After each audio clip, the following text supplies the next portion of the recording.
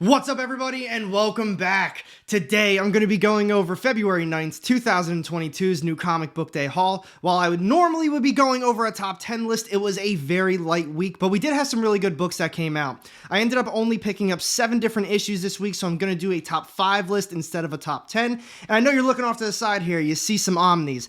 I'm definitely going to be going over these two. These are my recent pickups. I started reading one of them, so I'm going to get into it a little bit as well. But as always, before I get started off on any of this stuff, if you are new to the channel, I drop weekly comic book content that's going to keep you up to date on all of the latest releases. So if you don't want to miss out on any of that, be sure to hit the subscribe button down low and the little bell to get notified every time I drop new content. You won't regret it. And now, without further ado, let's get started on all these books.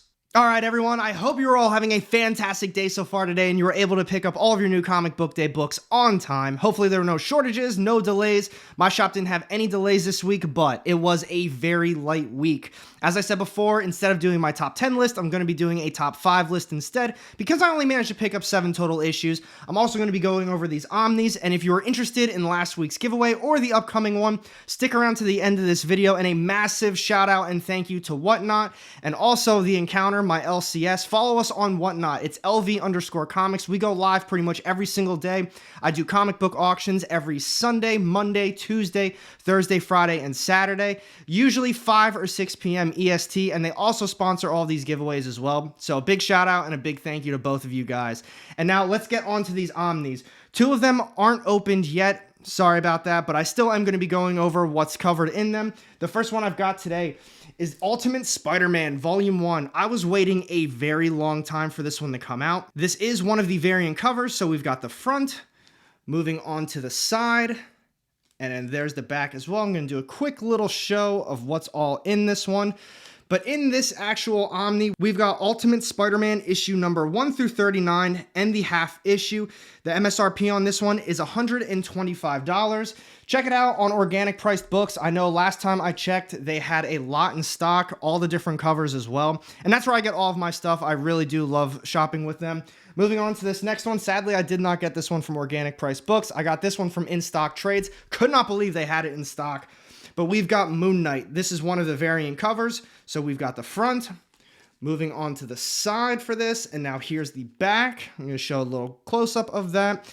And now for this omni, this one covers Werewolf by Night, issue number 32 and 33, Marvel Spotlight 28 and 29, Defenders 47 through 50, Spectacular Spider-Man 22 and 23, Marvel 2-in-1 issue number 52, Moon Knight issues 1 through 20, Marvel Team Up Annual issue number 4, and then we also have material from Defenders issue number 51, Hulk Magazine issues 11 through 15, 17 through 18, and also issue number 20. And now finally, we've also got material from Marvel Preview issue number 21 and The Amazing Spider-Man issue number 220.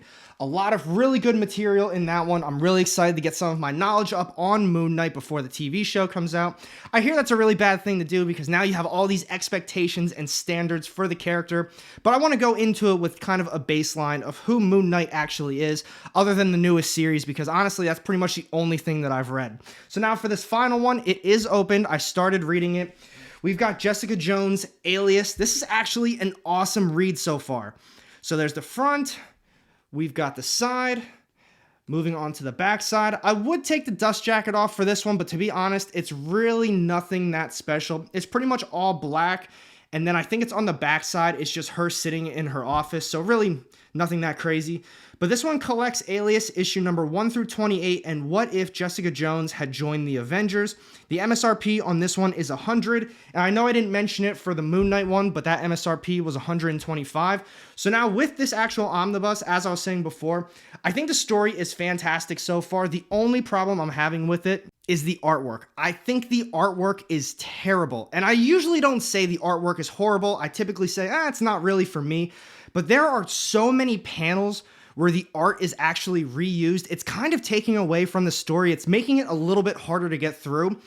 But if you're interested in Marvel superhero stuff, this one, She is a superhero, she does have powers, but for the most part, all of the arcs is just her doing private investigation work. It's kind of more a detective series, a little bit of a mystery. I'm loving it. Bendis did a phenomenal job on this one, but like I said before, the artwork it's really, really lacking. I'm going to throw some pictures up for you to check it out for yourself, but if you're interested in anything like this, let me know. I'll let you know where I got everything from, and I would love to hear more of your thoughts about it down low in the comments section. But now, let's talk about this top 5 list. Alright everyone, so as I begin to go over this top 5 list, as you already know, 2 of the issues did not make the top list. They were in no particular order. Honestly, they really weren't that bad. The other 5 issues were just that good. And as always, just be aware, there's probably going to be spoilers. I get really excited talking about some of these issues. I let some things slip up where I go a little bit more in depth than I would have liked to, but I'm going to put a little spoiler tag down in the corner to let you know kind of a bigger spoilers on the way, so you can just skip right past that.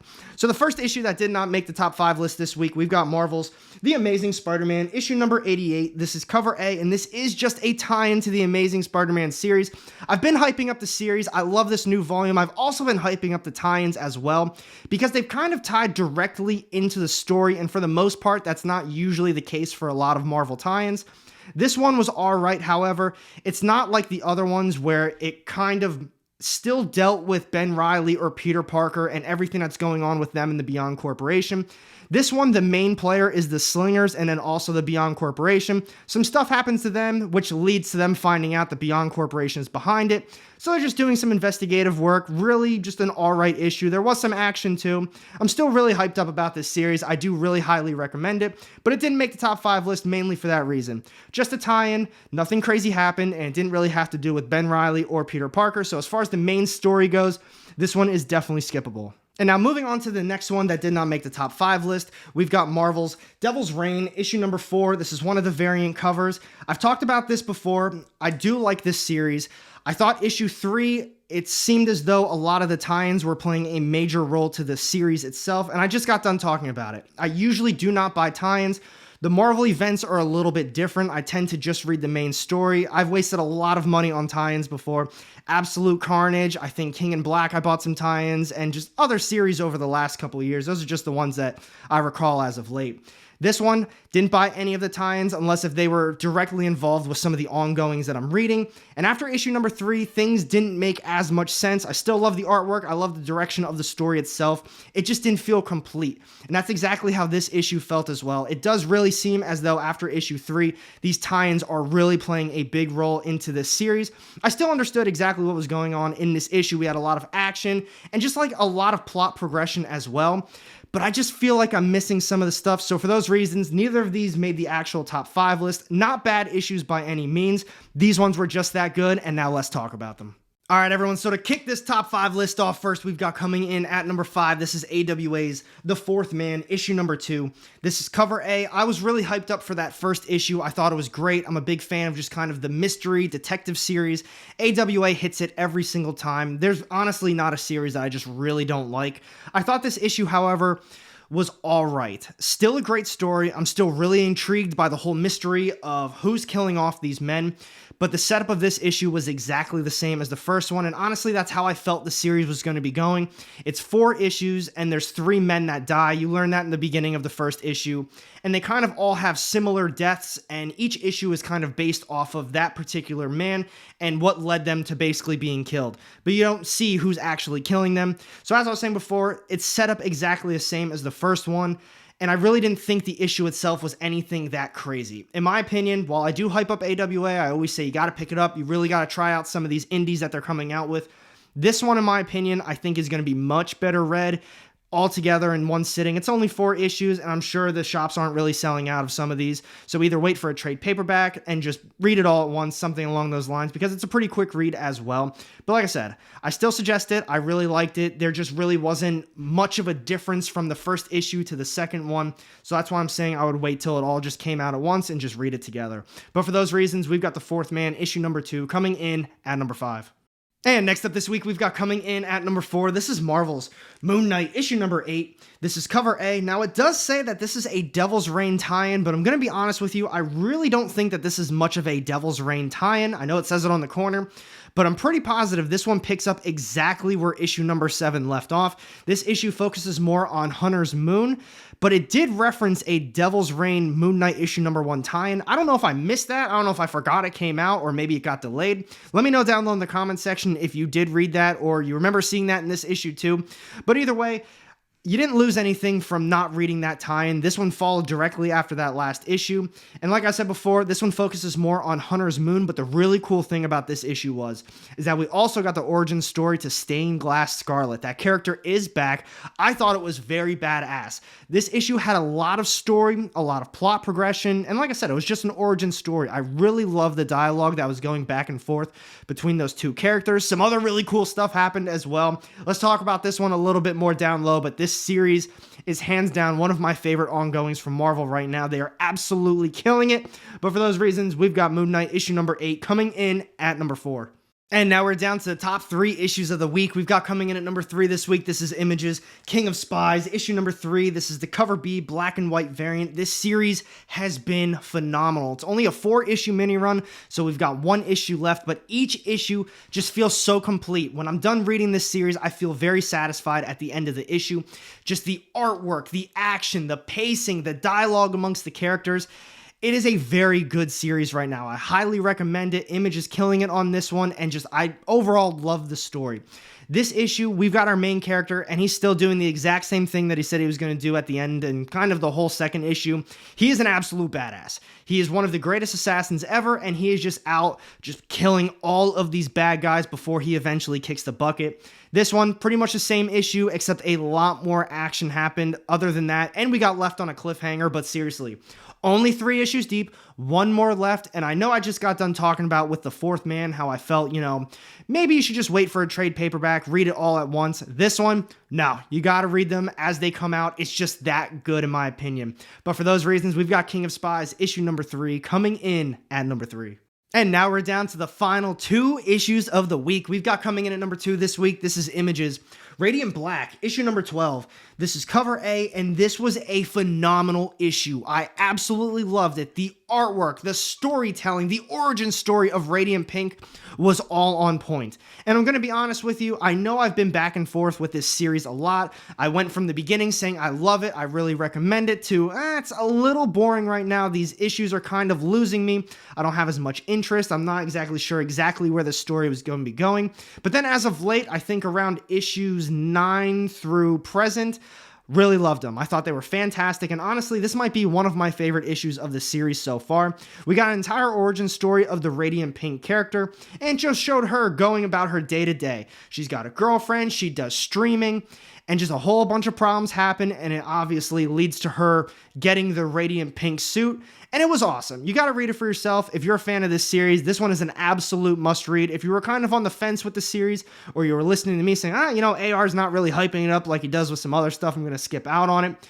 pick up the first trade paperback, go from there, but definitely gotta check out some of these later issues. They've been really on point. But for those reasons, we've got Radiant Black, issue number 12, coming in at number 2. And this is it, my top read of the week. We've got coming in at number 1 this week. This is AWAS Hotel, Volume 2, issue number 3. This is honestly hands down my favorite issue from Volume 1 and Volume 2. This one felt so complete. We got some past characters, and I know I've talked about it before, where I said you don't have to read the first volume to really understand what's happening in the second one. I'm standing by that. They did bring a character from the first volume into this particular issue, but then the other characters, they're still following the story from the first couple issues. So as far as this volume goes, you got to be up to date to really understand it. I know with Ice Cream Man and then the Silver Coin, you don't really need to read every single issue.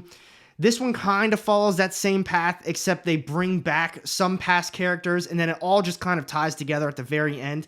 But this issue, this is where the spoilers are going to be. So this character that got introduced into this issue, he's more of an artist. He's a, not painter, but like I said, an artist. And just, oh my God, from there, everything that he draws kind of comes to life, and that's all I'm going to leave it at. You got to read this series. John Lees is so good at horror, and AWA, like I keep saying, they only put out fire stuff. So with that being said, hands down, number 1 choice of the week. You really got to pick this one up. It's one of my favorite ones that I've been reading as of late. But for those reasons, we've got it absolutely taking the crown at number 1 this week. And here we go, everybody. Time for this week's giveaway winner. I hope I said your name correctly, but the winner of this week's giveaway, this Venom issue number 25, 1 in 50 incentive variant, is Jorge Perez. Congratulations again, and thank you everybody for entering. Make sure you comment down below on my pinned comment. We can discuss how I'm going to be getting this book out to you.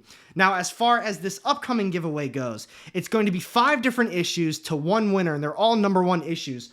The first one is Dark Hawk, Heart of the Hawk, issue number 1.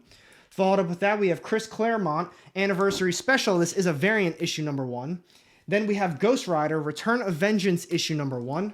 Followed up with that, we have Champions Outlawed, issue number 1. And the final one I'm going to be giving away is The Amazing Spider-Man, Curse of the Man-Thing, issue number 1. So 5 issues going to be going out to 1 lucky winner. All you have to do is comment down below your favorite book of the week. Make sure you like the video and subbed up to the channel. And that's all you have to do to get entered into these giveaways. And thank you again, everyone, for watching this video. If you did enjoy it, be sure to hit that thumbs up button. It really does help out. Let's try and get this video to 350 likes. And if you don't want to miss out on any of my upcoming content, go ahead and hit the subscribe button down low and the little bell to get notified every time I drop new content. You won't regret it. And I've got 2 more videos sitting off to the side here with more of my comic book content. Click on one of those and I'll see you in the next one. Have a great day.